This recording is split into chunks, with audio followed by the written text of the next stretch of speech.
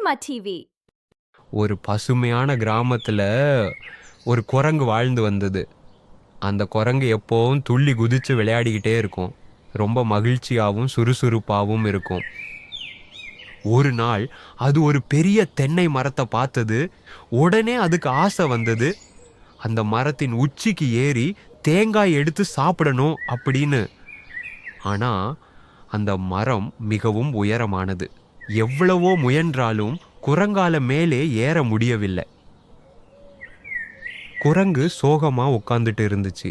அப்போ அதே கிராமத்தில் இருந்த ஒரு புத்திசாலி பறவை வந்துச்சு. அதனிடம் குரங்கு உதவி கேட்டது.